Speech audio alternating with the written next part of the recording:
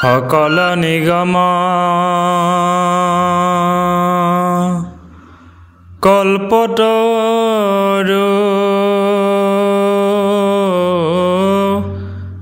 যাৰ ফল মহা ভাগৱত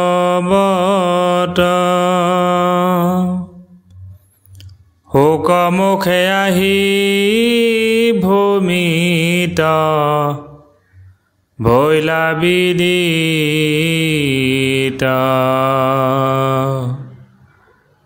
ৰখত চতুৰ যিটো জন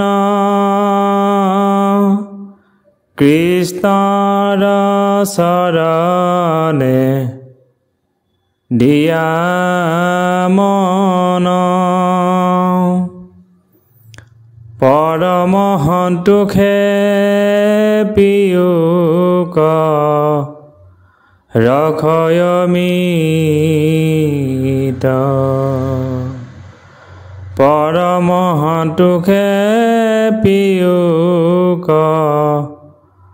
ৰখয়মিত।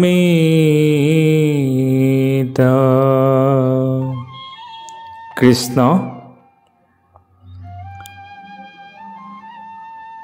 হে প্ৰভু সমস্ত,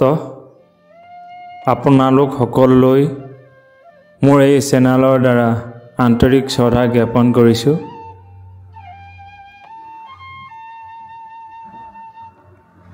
আমি আজি পৰীক্ষিতৰ ব্ৰহ্মশাপ ভাগৱতৰ প্ৰথম স্কন্ধ এই অধ্যায়টো আলোচনা কৰিম। ইয়াত অনেকখিনি ভুল ভ্ৰান্তি হ'ব পাৰে। সকলোলৈ মোৰ বিনম্ৰ প্ৰাৰ্থনা যেন মোৰ ভুল ত্ৰুটিবিলাক মাৰ্জনা কৰি দিয়ে। এয়া আমাৰ চেষ্টাহে মাত্ৰ, আৰু এইদৰে ভগৱন্তৰ গুণানুকীৰ্তন শ্ৰৱণ কীৰ্তন কৰিবলৈ সকলো শ্ৰীচৰণত আশীৰ্বাদ বিচাৰি আমি অধ্যায়টিলৈ যাব বিচাৰিছোঁ। দ্বাদশ অধ্যায় পৰীক্ষিতৰ ব্ৰহ্মশাপ।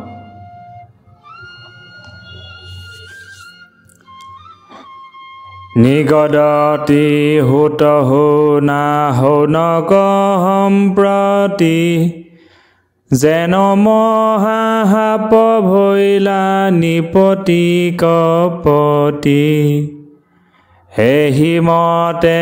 আশা পৰীক্ষিত নিপবৰ মহাপৰিষদে যেন দুটি পুৰন্দৰ ভিত যেন খাটৈ পৃথিৱীৰ যত ৰাজা পুতটো অধিক কৰি পালিলন্ত প্ৰজা ভকতৰ সংগে ৰংগে জম্বুদ্বীপপতি লগাই ললো কত মহা হৰিত ভকতি। মহামণি সুতদেৱে শৌনককে প্ৰমুখ্য কৰি 28,000 মুনিক ভাগৱত কথা কৈ আছে। মহাৰাজ পৰীক্ষিত এজন পৰম ধাৰ্মিক ৰজা। তেওঁ প্ৰজাসকলক নিজৰ পুত্ৰৰ দৰে পালন কৰিছিল, আৰু তেওঁ এজন পৰম ভক্ত আছিল, হৰি ভকত আছিল, বৈষ্ণৱ আছিল। কৃষ্ণ নিগহিলা কলি ভৈলা সত্যৰ ব্যৱস্থা জগত ব্যাপিল নিপতিৰ যখ কথা দিনে কধনু কধৰি হৈনো নিপতি বনক গৈ লন্ত মৃগ মাৰিবা কপতি পলাই মহামৃগ গোট বিজুলি চটকে তাৰ পাছ লাগি জান্ত নিপতি ঘোটকে পিৰিল ভাগৰে খেদি গৈলা কতো দূৰ গৈলন্ত নিপতি ক্ষুধা তৃষ্ণায়ে আতুৰ তেওঁক কলিক নিগ্ৰহ কৰাৰ পাছত তেওঁৰ যশ আৰু যশস্যা চাৰিওদিশে বিয়পি পৰিছিল। এবাৰ তেওঁ মৃগয়া মাৰিবৰ মন কৰি সৈন্যসকলক লগত লৈ বনলৈ গ'ল আৰু বনত মৃগবিলাক বিজুলীৰ চটকৰ দৰে পলাইছে আৰু তেওঁক মৃগবিলাকক খেদি খেদি ভাগৰি পৰিছে। তেওঁ অন্তঃকণ্ঠ শুকাই গৈছে। বিচাৰি ন পান্ত জল হৈয়া মহাশ্ৰান্ত আশ্ৰয়াশ্ৰমেক পাছে তাতে পখিলন্ত দেখন্ত শ্ৰমিক মুনি পদ্মাখন কৰি বায়ু মন নিৰোধিয়া আশা ধ্যান ধৰি মহাশান্ত চিত্ত আউল জাউল জটা ভাৰ মিলি গৈল সমাধি চিন্দিলয় অহংকাৰ ভৈল ব্ৰহ্মময় নাহি দেহত চেতন তৃষ্ণাতুৰা হৈয়া ৰাজা বলিলা বচন তেওঁ আশে পাশে পানী বিচাৰি নাপায়। তেওঁ এখন আশ্ৰমলৈ চকুৰ পৰিল আৰু সেই আশ্ৰমত মহামণি শ্ৰমিক মুনিয়ে পদ্মাসন কৰি তেওঁৰ ধ্যান কৰি আছে। মহাৰাজ পৰীক্ষিত অতি তৃষ্ণাটো খুব পিয়াহ লগাত তেওঁ সেই শ্ৰমিক মুনিৰ ওচৰলৈ গ'ল, পানী বিচাৰিব ধৰিলে। শুকাই উঠ কণ্ঠ মোৰ কৰা জলপান দুনাই দুনাই মাতন্ত নে দন্ত সমিধান তৃষ্ণায়ে পিৰিল নিপ খুজি নপাই পানী কৰিলন্ত কোপ শ্ৰমিকক মহামানী জানো মোক বোলৈ কোন ক্ষত্ৰিয় ধৰ্ম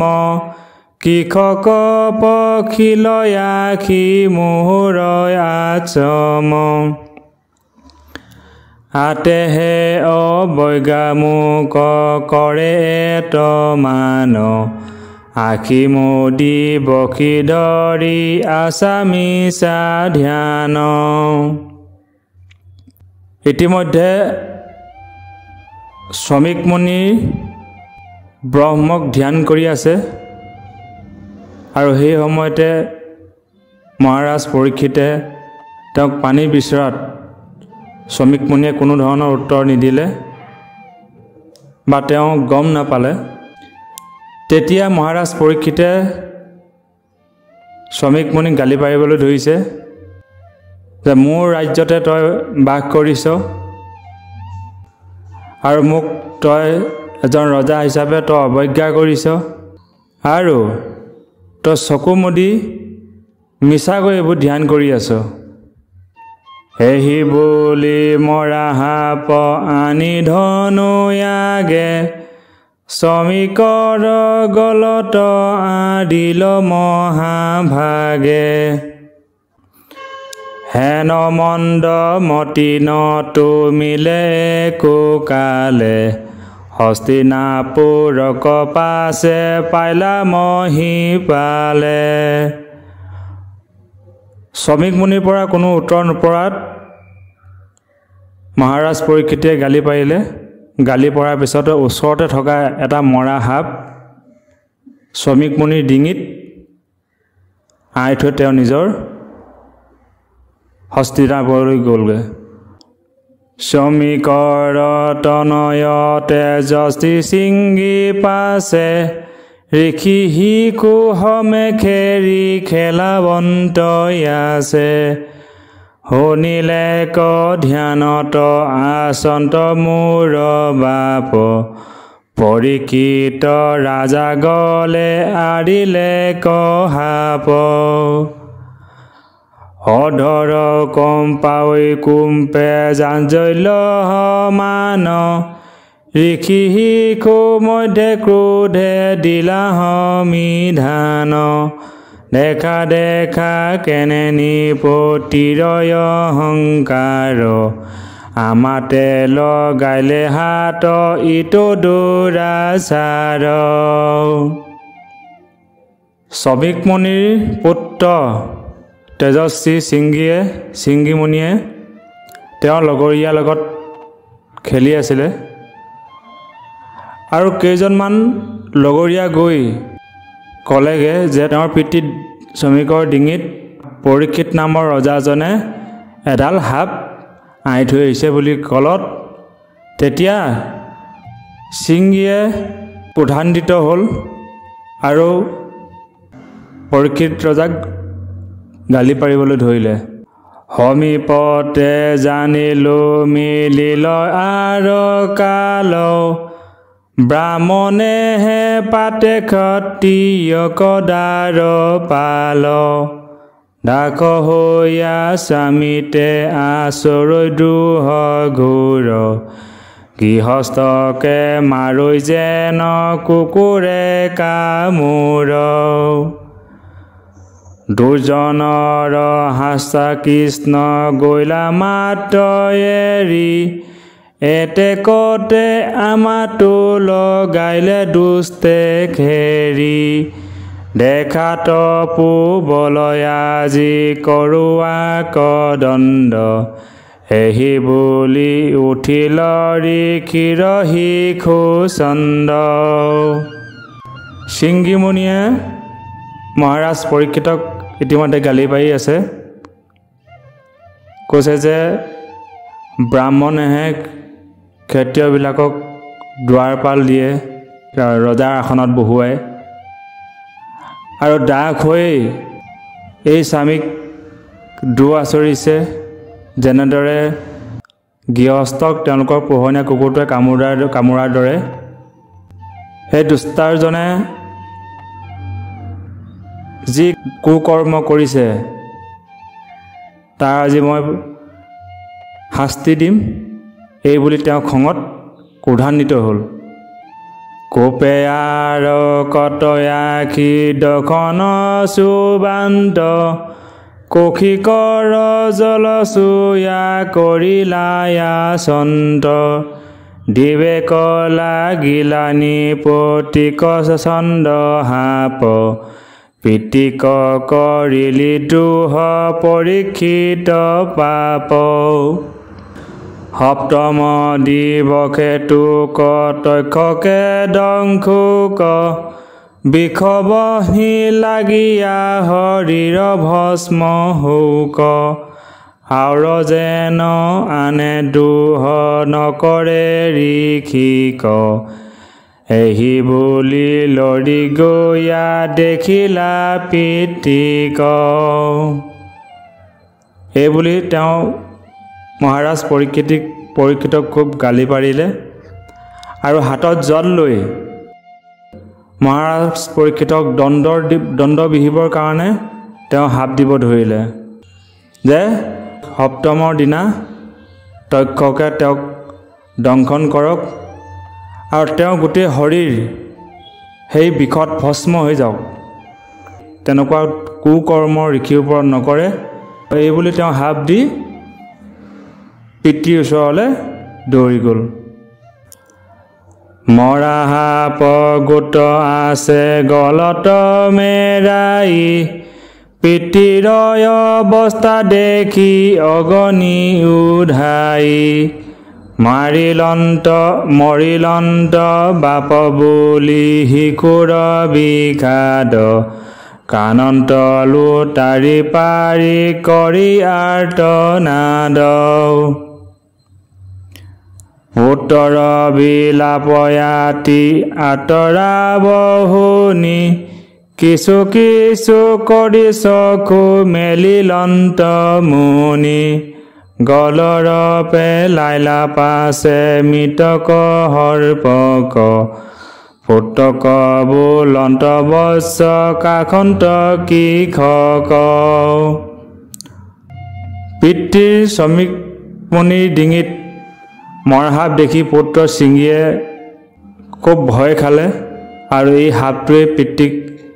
বিষ দি মাৰিলে বুলি তেওঁ খুব কান্দিছে চিঞৰি চিঞৰি কান্দিছে আৰু তেওঁ কান্দোনত পুত্ৰৰ কান্দোনত শ্ৰমিক মুনিয়ে কি হৈছে বুলি ভাবি অলপ অলপকৈ চকু মেলি দেখে যে তেওঁৰ পুত্ৰ সিংহীয়ে কান্দি আছে আৰু শ্ৰমিক মুনিয়ে সুধিছে যে বোপা কি হ'ল তোমাৰ কিয় ইমান চিঞৰি চিঞৰি কান্দি আছা কৰিল অৰ্পিয় কোনে কেনেহেন দুখ কহিলা বৃত্তান্ত সিংহী বস্তে মুচি মুখ গলে সাপ দিলে জল নপাই নিপ পাপ তক্ষকে দংখুক বুলি মই দিলো সাপ শুনি শ্ৰমিকৰ খেদ মিলিল অপাৰ গৰিহিল পুতক কৰিলা তিৰস্কাৰ কিনো তই অবোধ অধম শিশু চন্দ অল্পয় অপৰাধে কৰ প্ৰাণান্তিক দণ্ড শ্ৰমিক মুনিয়ে ডিঙিৰ পৰা মৰা সাপটো আঁতৰাই ক'লে যে সুধিছে যে তোমাক কোনে কি কৰিলে কোনে অৰ্পিয় কৰ্ম কৰিলে কোনে তোমাক দুখ দিলে তেতিয়া পুত্ৰ সিংহীয়ে হাতেৰে বস্ত্ৰৰে মুখখন মুচি ক'লে যে মহাৰাজ পৰীক্ষিতে পানী বিচাৰি নাপায় আপোনাৰ ডিঙিত মৰা সাপ ওলমাই দিয়াৰ কাৰণে মই খঙতে ক্ৰোধান্বিত হৈ 7 দিনৰ মূৰত তক্ষকে দংশন কৰি পৰীক্ষিতৰ মৃত্যু হওক বুলি মই সাপ দিলোঁ সেই কথা শুনি শ্ৰমিক মুনিয়ে তেওঁৰ পুত্ৰক তিৰস্কাৰ কৰিছে যে কিয় তই সৰু এটা কথাতে তই অপৰাধ কৰিলি প্ৰাণদণ্ড দিলি মহাৰাজ পৰীক্ষিতক এজন ইমান পৰম ধাৰ্মিক ৰজা তেওঁক প্ৰাণদণ্ড দণ্ডিত কৰিব নালাগিছিলে হিজিল পাতক তুত ইখি মহা কষ্ট হৈবে ক অনাথ প্ৰজা ৰাজা ভৈলে নষ্ট খন্ত চুৰ ডকাইতে লৰিবে গ্ৰাম দিশ নহিকে ৰক্ষকলক পাইবে মহাকৃষ অন্য অন্য মৰিবে কটাকটি কৰি স্ত্ৰী ধন হব চকু নিব অপহৰি হৈবে ক সংগম যেন কুকুৰে বানৰে গুচিবে আচাৰ ধৰ্ম সমস্ত লোকৰে পিতৃ শ্ৰমিক মুনিয়ে পুত্ৰক তিৰস্কাৰ কৰি গালি পাৰি কৈ আছে যে এনেকুৱা এজন ধৰ্মপৰায়ণ ৰজা যদি ৰাজ্যত নাথাকে তেতিয়াহ'লে কি হ'ব প্ৰজাসকল নষ্ট হ'ব চোৰ ডকাইতে চুৰ কৰিব মানুহে মানুহে কটাকটি কৰি মৰিব ধন টকা পইচা তিৰোতা অপহৰণ হ'ব আৰু এটা উদাহৰণ দিছে যে কুকুৰে বানৰে সংগম কৰিব ধৰ্ম নাইকিয়া হ'ব অনাচাৰ আহিব নীতি নিয়ম নাইকিয়া হ'ব তোৰ নিমিত্তে যত মিলিবে বিপাক হি হব পাতকে আখি পাইবে কয়া মাক মহাভাগৱত ৰাজা পৰম নিষ্পাপ কিনো মন্দ মতি তই তাংকু দেখ সাপ উলটি আমাক যদি সৰ্পে পৰীক্ষিত তেবেহে আমাৰ হৈ পাপ প্ৰায়শ্চিত্ত জানো কৃষ্ণ দাসে হেন নকৰৈ বিঘাত আমোচন পাপ ইটো থাকিল আমাত তুমি যি কৰ্ম কৰিলা সেই কৰ্মই আমাৰ বিপদ হ'ব মহাৰাজ পৰীক্ষিত এজন পৰম নিষ্পাপ কিয় হাপ দিব লাগে উলটি যদি আমাক হাপ দিয়ে তেতিয়াহে আমাৰ প্ৰায়শ্চিত্ত হ'ব আকৌ কৈছে নমো নমো হে প্ৰভু কৃষ্ণ কৃপাময় ভকতক তোমাৰ সৰ্পিলে দুৰাক্ষয় অজ্ঞানীৰ দুখ আৱে মৰখিও বাপ এহি বুলি শ্ৰমিকে কৰিলয় অনুতাপ ৰাজাৰ পাখক লাগি পাঞ্চিলা শিষ্যক শৃংগী সৰ্পিলে কটাংক তক্ষকে খাই বেক যেন লাগে আৱে হুৱন্তুক সাৱধান এহি বুলি শ্ৰমিকে ধৰিলাই দুনাই ধ্যান শ্ৰমিক মুনিয়ে পুত্ৰক গালি পৰাৰ পিছত আকৌ ভগৱন্তক প্ৰাৰ্থনা কৰিছে হে কৃপাময় হে প্ৰভু তোমাৰ পৰম ভকতক মোৰ পুত্ৰই যি দুখ কৰিলে তাক মৰিখন কৰি দিবা আৰু এই বুলি কৈ তেওঁ ৰাজাৰ ওচৰলৈ তেওঁৰ শিষ্যসকলক পঠিয়ালে যে সিংহীয়ে যি হাপ দিছিল সেই হাপৰ বিষয়ে তেওঁ জ্ঞাত কৰিবলৈ তাৰপিছত তেওঁ আকৌ তেওঁ যি ব্ৰহ্মক ধ্যান কৰি আছিল সেই ধ্যানত পুনৰ তেওঁ ধ্যান ধৰিলে তেওঁ পুনৰ আকৌ ধ্যানত ধৰিলে 18 অধ্যায় কথা সিমানে গৈল ৰাজাৰ বিতান্ত আৱে কহিবা কলৈল ঋষিৰ তয়াৰী সাপ পৰীক্ষিত গৃহ গয়া পাইলা মহাখেদ বিপৰীত কৰি গৰিহিত কৰ্ম পাইল চিন্তা দুখে মনত গোচন্ত ৰাজা বকি অধমুখে কোননো দুৰ্যোগে হেন কৰাইলে কুৰ্মতি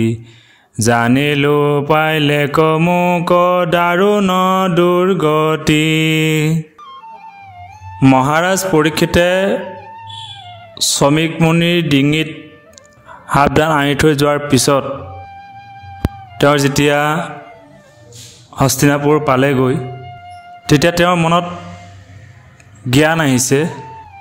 যে তেওঁ কি কৰ্ম কৰিলে তেওঁ কি গৰ্হিত কৰ্ম কৰিলে তেওঁতো তেনেকুৱা কৰ্ম কৰিব নালাগিছিল তেওঁ নিজে চিন্তা কৰিছে যে মই কিহে মোক এই কৰ্মটো কৰালে তাকে তেওঁ লৈ চিন্তা কৰি আছে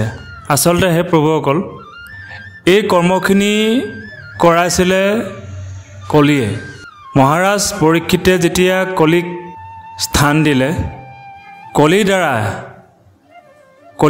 পতিত হৈ মহাৰাজ পৰীক্ষিতে এনেকুৱা এটা গৰ্হিত কৰ্ম কৰিবলগীয়া হৈছিল কৃষ্ণ কধিয়ান্ত মুনি পৰম নিষ্পাপ তাহান কান্ধত মই থৈলো মৰা সাপ ঈশ্বৰকো অৱহেলা কৰিলো লগতে হৈবেক আপদ জানো অচিৰ কালতে এতেকে বুলন্তে ভৈলা মহায়নুতাপ ধিক ধিক মোক বুলি কৰন্ত বিলাপ যেন লাগে এখনে ফলুক পাপ মোৰ আউৰ যেন নকৰো ই মত পাপ ঘূৰ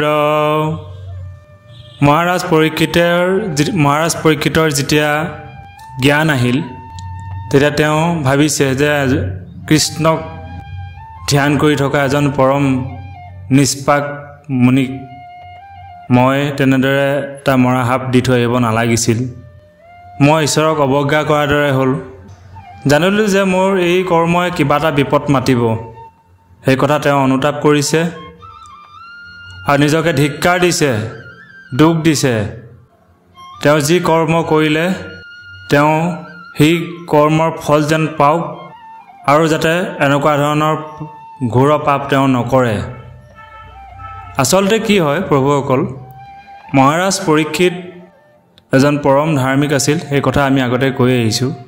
কলিক নিগ্ৰহ কৰাৰ পিছত অৰ্থাৎ কলিক স্থান দিয়াৰ পিছত মহাৰাজ পৰীক্ষিতৰ যি সোণৰ মুকুটটো সেই মুকুটটোত কলিয়া গ্ৰাস কৰিছিল মহাৰাজ পৰীক্ষিতৰ যি বিচাৰ বুদ্ধি জ্ঞান সেইখিনি নাইকিয়া কৰি পেলাইছিল মহাৰাজ পৰীক্ষিতে সেই কলিৰ কাৰণে পতিত হৈ কলিৰ কৰ্মত পতিত হৈ তেওঁ এনেকুৱা এটা কৰ্ম কৰিবলগীয়া হৈছিল